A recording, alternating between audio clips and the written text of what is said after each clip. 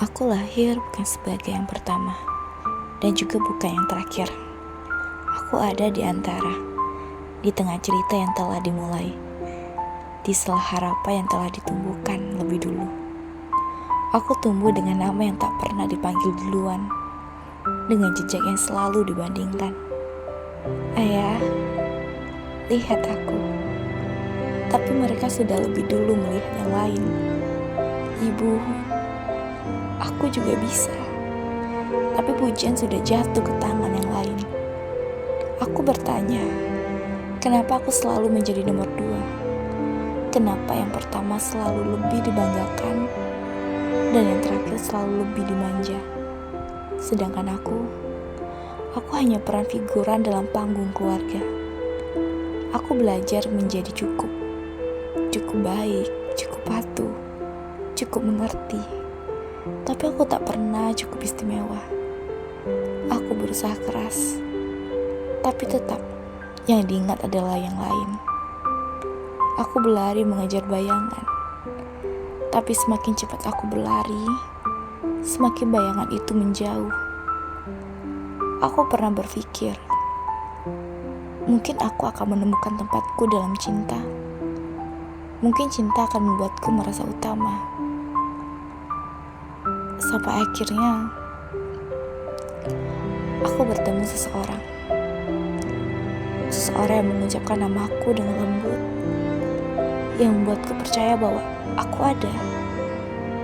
Aku mulai bertanya, apakah ini cinta? Tapi sebelum aku sempat menjawab, aku sadar, aku bukan satu-satunya. Aku hanyalah pilihan kedua, atau mungkin hanya sekedar selingan. Aku tertawa, ironis sekali. Bahkan dalam cinta pun, aku tetap menjadi bayangan.